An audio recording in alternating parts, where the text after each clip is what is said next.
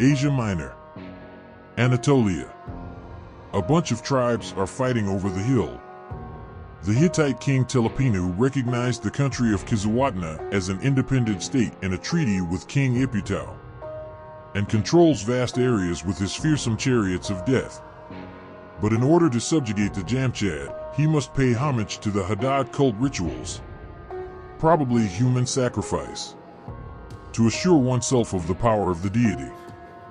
Voila! Ulul. The Yamhad worshipped the weather god and were, from the Hittite perspective, a powerful state for a long time. Finally, the Hittites granted Jamchad the title of Great Kingship. The Hittites became the Great Hatti Empire, and numerous city-states arose which were ruled under autonomous kings with similar traditions and warfare. The Anatolian royal union conquered Babylon but could not hold the region. Back in Atusa, the Hittite king wanted to reassert his authority over the other autonomous kings. But he had to realize that his authority could no longer be asserted. The savage Kassites took over Babylon, desecrated the temples, and polluted the streets with feces. In the chaos of scheming, a usurper of the Midiani, the king of the Hurrians, seizes the opportunity, a tribe from a long time ago. He uses the new warfare from Anatolia and conquers the hated Assur. He controls large areas of the region with his chariots. At this time, the Egyptian pharaoh Thutmose I leads a campaign to the north. The kings of Hatti had always respected Assyrian autonomy and valued Assyrian allies, so they supported the rightful king of Assyria and made peace with the Egyptians. The Midden Usurpator, king of the Hurrier, found himself surrounded by enemies and was ultimately defeated by the royal alliance of the Hatti Empire and the Egyptians. The defeated Midiani king became a vassal of the Hatti Empire, and the Arzawa and Lukka regions also joined the Empire of Kings. While Lukka was under an autonomous king, the Arzawa region consisted of several rulers. Now you were all kings, but not necessarily allies either. Around 10 independent kingdoms established themselves under the Hatti Association, with autonomous city-states, with high walls and an independent army. Each region could provide about 5,000 warriors, about 50,000 warriors in total, and about 3,000 heavy chariots. But the alliance of the Anatolian kings was only as strong as the benefits they gained from it.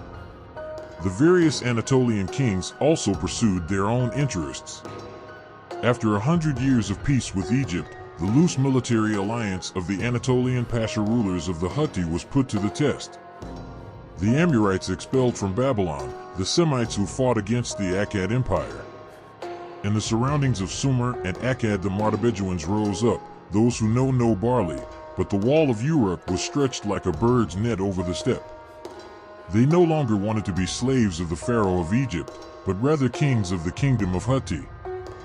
This led to border disputes over the Amur region, around the regions of Syria and Canaan, between the royal military alliance of the Anatolian great kings and the Egyptian pharaoh Ramses II. So around 1274 BC, Ramses sent his army to Kadesh to pacify the region and eliminate border disputes. The goal of Ramses II was to break up the Hittite alliance system and push back the influence of the Hittites. Through this advance, the Egyptians asserted their claim to Syria being under the supremacy of the Hittites. The Hittite Empire under King Muwatalli II, son of Mursalai II, responded, and the following years saw the most famous battle in ancient Egyptian military history. To protect themselves from the Egyptians, the kings of Hatti maintained a fortress near Kadesh. The countries of Asia Minor subordinate to the Hittite Empire, like the Muwatalli mercenaries, who came from different regions of Asia Minor and Syria, as well as Lukka, Massa, Kizzuwatna, the former Arzawa, and Patassa. Kaskians from northern Anatolia and Dardani were also stationed on the Hittite side. Pharaoh knew this. The Hatti had established a front line at Kadesh, and Kadesh, with its high walls, was just the decoy on his campaign across the Gaza Strip to Syria, to Kadesh. He first had to find out where the enemy's fortress was located in order to cut off reinforcements and supplies from Kadesh. so that he can ultimately siege and conquer Kadesh. He captured 2 Syrian scouts. Ramses II was famous for his poisons. It is said that he slept in a sarcophagus full of poisonous scorpions and his breath smelled of death. Any man hit by Ammonius arrow will swell blue and explode. The Syrian scouts are brutally tortured with poison until they tell the Pharaoh where the reinforcement camp is. Kadesh lies in the fork of the Orontes River, and the fortification with the reinforcements is to the left of the river. Pharaoh could hardly wait to defeat the enemy, and advanced with his army. He brought with him 20,000 men from Egypt, divided into 4 powerful divisions. Ammonius' division, led by Ramses himself, included 2,000 horse-drawn chariots. The division Re consisted of Ethiopian Nubian elite warrior slaves who swore unconditional loyalty to the Pharaoh. The division Set consisted of the Egyptian elite archers and slave overseers.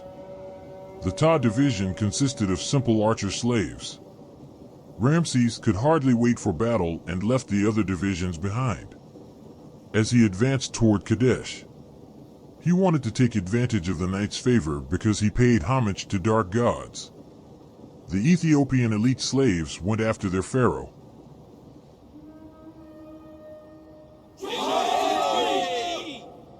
For they ate their enemies, and their warrior honor forbade them to stay behind. This resulted in kilometer-wide gaps between the divisions. Ramses reached the Orontes River and kept to the left until he encountered an enemy army, just as the captured scouts said. The stationed reinforcements from the Hatti fortress. About 5,000 warriors, early cavalry riders, and heavy chariots. Ready to attack. Ramses did not hesitate and attacked with Ammonius' division at the forefront, with about 2,000 light chariots. This is how the Battle of Kadesh began. But his first attack failed.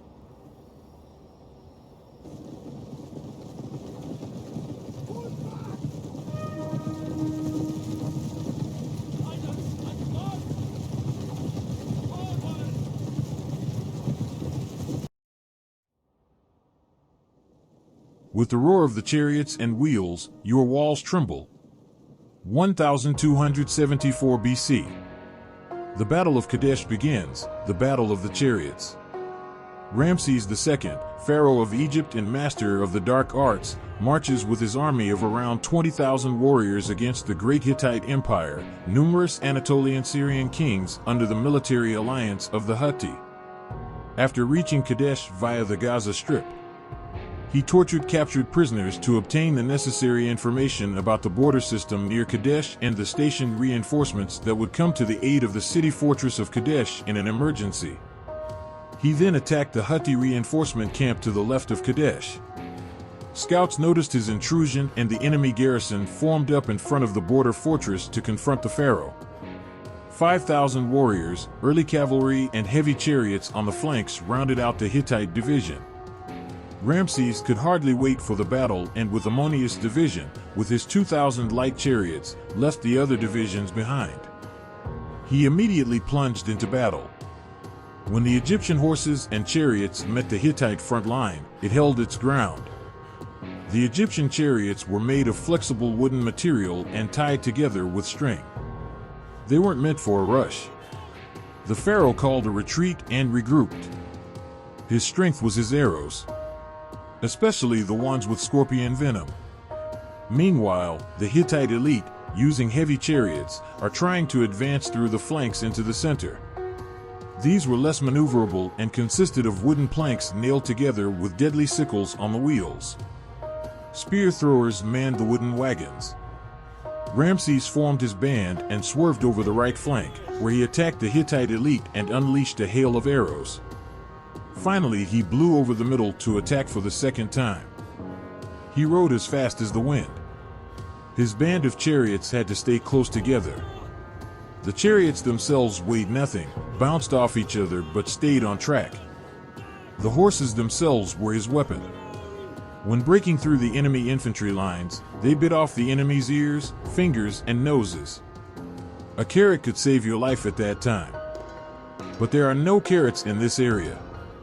He stormed the center again, breaking through the infantry ranks and driving the enemy warriors to flight. Fear is like a virus once it infects a person. His chariots, once in motion, drove their weight deep into the enemy center and smashed the opposing infantry warriors. The sheer number of chariots, the light platforms, just under 50 kilos, slammed into the enemy's left and right and knocked over everything in their path. Egyptian warfare was, shall we say, civilized. Like great rulers, the pharaohs shied away from direct contact with the dirty, preferring to ride their fast mobile combat platforms close to their enemies and then shoot them with arrows. But here in Syria, a different music was playing. While the Egyptian pharaoh led his division of Ammonius forward through the middle of the enemy battle line, the Hittite elite chariots approached from the flanks, over an arch, from behind. The Battle of Kadesh represents the largest chariot battle of its time. But this is only the beginning. Of the multitude of his horses their dust shall cover you, your walls will shake with the noise of horsemen and wheels and chariots when he enters your gates, as one enters a city full of breaches. Ammonius' division was put to the test. There was a mighty clash between the chariot armies. The Hittite chariots came heavy and hard. A front formed. Horses attacked horses. The sickles danced through the night. Arrows were shot and spears flew through the air. But the ratio was 1-5 in favor of the pharaoh. He had the Hittite chariots surrounded on all sides and in turn attacked them from behind. The enemy had no choice but to retreat. The entire Hittite garrison was severely wiped out. The pharaoh, Ramses II, pursued his enemies into the nearby fortress, which was supposed to act as reinforcement for the city fortress of Kadesh in the event of an attack. What remained was the first battle of Kadesh, a place of death. Pharaoh lost 30% of his division and continued his campaign. After the devastating victory over the garrison of the reinforcement army stationed in the border fortress to the left of Kadesh, the pharaoh now rushed to the border fortifications to capture and plunder it. The light chariots of the Egyptians' 1st Division, Ammonius' division, pursued the fleeing Hittites to the border fortifications, to the left of Kadesh, where the captured, tortured scouts said they were located.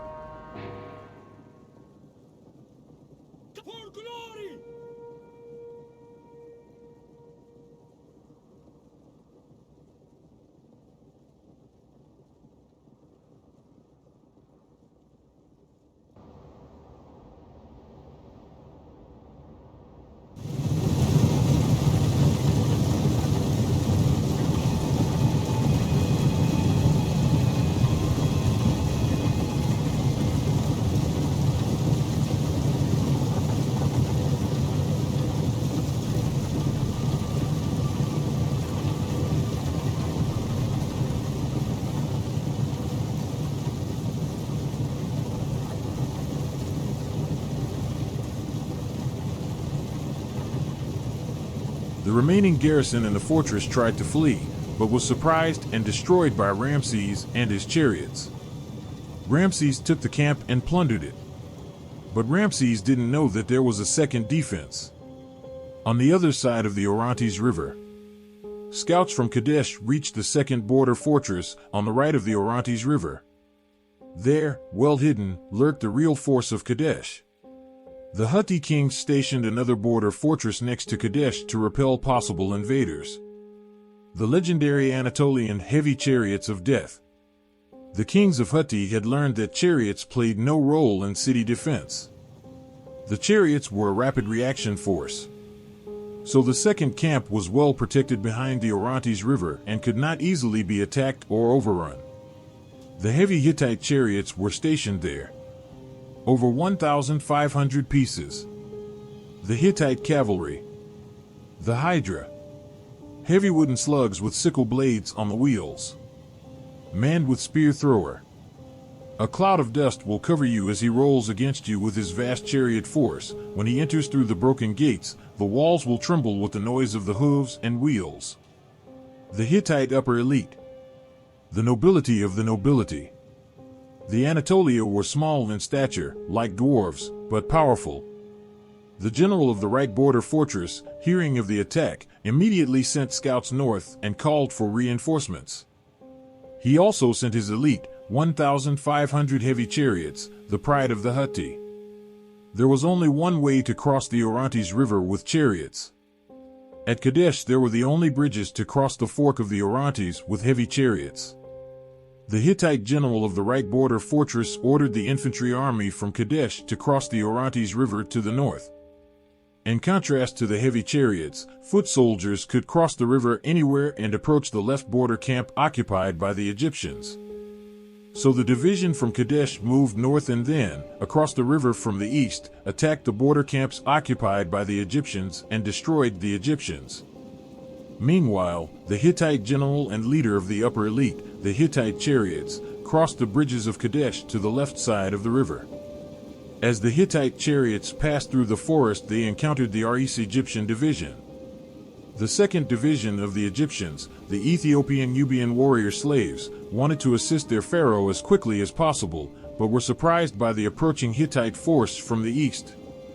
1,500 Hittite chariots crossed the forest of Kadesh and charged from the flank, the 5,000 heavy Egyptian division of Re.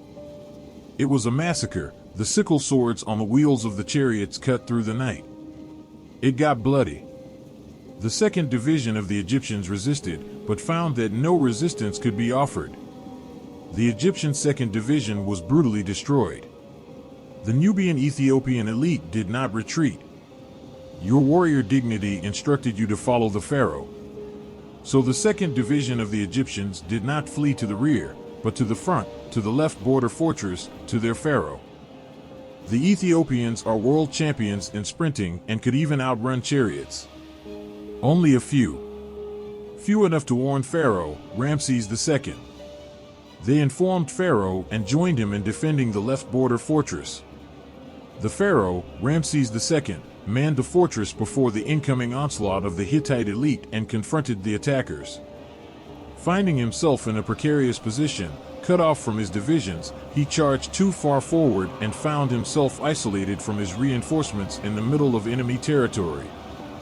The Hittite division of the elite chariots approached Ramses from the southwest, broke through the approaching Egyptian reinforcements, the 5,000-strong division of Re, in a wide arc and struck the decisive blow against the Egyptian pharaoh, Ramses II. The Hittite elite force of 1,500 heavy walking chariots crushed the Egyptian 2nd Division and, in a wide arc from the southwest, approached the war-torn Egyptian 1st Division in the left border fortress under Ramses II. The largest chariot battle of that time took place. Those who were lucky lost an eye.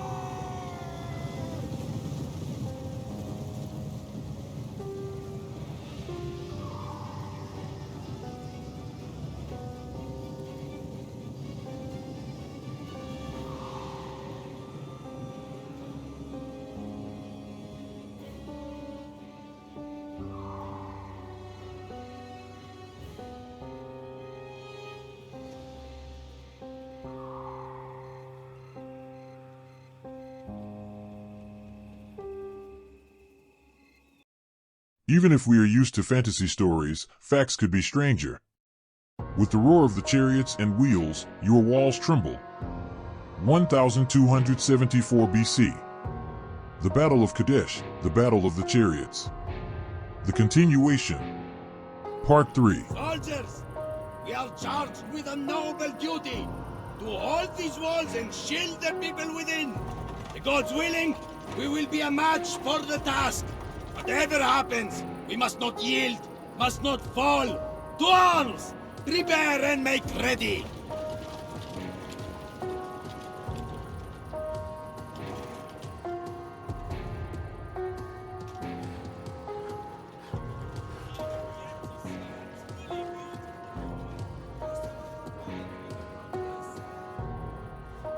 Ramses II, Pharaoh of Egypt and master of the dark arts, marches with his army of around 20,000 warriors against the great Hittite Empire, numerous Anatolian Syrian kings under the Hatti military alliance. He stormed the left border fortress of Kadesh, defeated the Hatti army stationed there, and took the border fortifications. It was looted. Meanwhile, the right border fortress began to move. 1,500 heavy chariots. The heavy cavalry of antiquity. They dashed in a wide arc over the bridges of Kadesh and smashed the Egyptian 2nd Division, which was there in a hurry, from the side. The 2nd Division of the Egyptians consisted of morally loyal Ethiopian slaves of the Egyptian kingdom, elite hunters who never give up on their hunt. They fled to their pharaoh. A few reached the left border fortress and informed him of the impending danger as the roaring heavy Hittite chariots approached. From the 2nd Division of the Egyptians, 5,000 strong, only a few dozen made it to their pharaoh. Ramses was cut off from his remaining divisions and unable to escape, captured. The previous battle demanded a lot from him and also from the 1st Division, the Ammonius Division. He still had 1,500 light Egyptian chariots. But in the field he cannot defeat the heavy Hittite chariots. After the conquest, the pharaoh, Ramses II, entrenched himself in the left border fortress. He had the facility manned and reinforced what could be reinforced. The onslaught of the Hittite chariot division was like a sickle wave of death. No one could defeat this army in the field. Ramses II knew this and used powerful magic. He had the fortress plundered and found new ammunition for the bows and also valuable bronze armor. One alone was a treasure, but he could capture 100 or so and strengthen his elite warriors. He only had a single fighting force of fully armored warriors.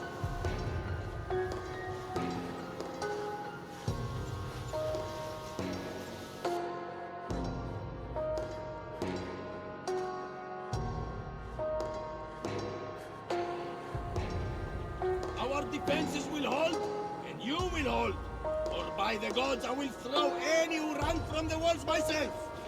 This is no place for cowards today, for we stand between the enemy and our people, and we must hold. Bronze armor, helmet, and shield. His elite. Together with the surviving Ethiopian wild cannibal warriors, they held the entrance. At all costs. For the pharaoh, the remaining warriors, consisting of chariot archers, were spread out in the border fortress, ready to face the enemy. When the Hittite bulwark appeared on the horizon, the pharaoh, Ramses II, was ready. Everything depended on his elite warriors at the entrance. He had wooden stakes set up and spears wedged. The enemy army had to go through a narrow gap. Pharaoh unleashed his dark arts. Cars tipped over. Cars rammed cars and became wedged. The elite warriors did the rest, and stood like a second wall. Pharaoh rained arrows. The apocalypse began. Twilight of the gods.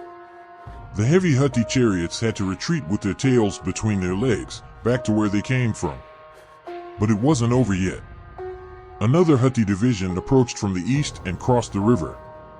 The Kadesh garrison, an infantry division defending the city, marched north to cross the Orontes River and attack the camp captured by the Egyptians.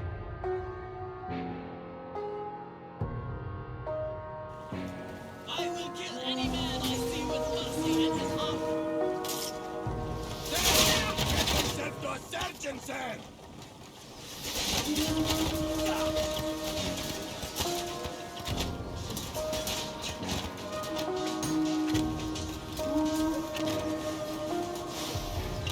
Steady there! No need to worry about a few idiots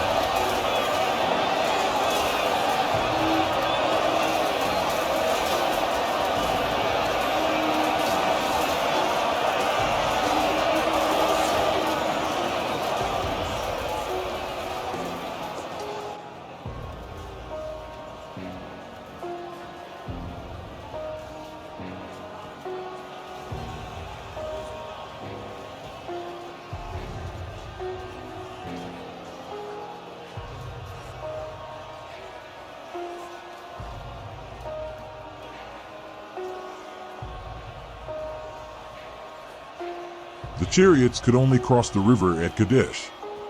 But another Hatti division passed the river directly from the east and reached the left border fortress under Ramses II at dawn. Ramses thought he had defeated the enemy and continued to plunder. He was waiting for his reinforcements, 2 more Egyptian divisions, but was surprised by the advancing enemy army. Yet again, Ramses was still prisoner and cut off from supplies. He stocked up the last of his arrows. The all-decisive battle ensued. The enemy stormed the former Hittite camp to recapture it. The Egyptian front line at the entrance was thin. Barely 500 warriors. Egyptian elite spearmen and Nubian elite warriors. The enemy threw a division on the Egyptian camp, 5,000 warriors. And Pharaoh threw arrows. A lot, but all of them had poison. The Egyptian fully armored elite warriors fought doggedly and held up even under heavy fire. The losses were enormous. There was a lot of action. The Hatti stormed the entrance. Thousands. Arrows rained down on both sides. But Ramses had a plan B again. He set his chariots in motion. He left the camp through the back entrance, circled it, and attacked the enemy from the side. The Hittite division fought doggedly for the entrance to the fortress and was completely surprised by the Pharaoh. With his remaining chariots, the Pharaoh rode deep into the enemy ranks, his last chance to turn the tide in his favor, and forced the enemy division to flee. When the Pharaoh had routed the enemy division, he learned from the prisoners, with poison, that Hatti's scouts were heading north to Kizzuwatna. There are 3 more divisions ready to move to Kadesh. His first division, the Ammonius division, was severely thinned, and he lost half his chariots. The second division, the division of Re, was completely destroyed. He withdrew to his remaining divisions, the 2 divisions of Seth and Ta. The Kadesh campaign was a complete disaster. Ramses decided to return to Egypt. Even though he was unable to achieve his goals, his great victory against the Hittite forces was celebrated. Both powers had realized that they were unable to defeat their opponents. The Battle of Kadesh had remained without a real winner. However, although the army narrowly escaped catastrophe, Ramses II was celebrated as a brilliant victor on many monuments in Egypt. On the initiative of the Hittite king Mursalai III, a peace treaty was finally concluded. This alliance pact was the first historically guaranteed treaty between 2 major powers.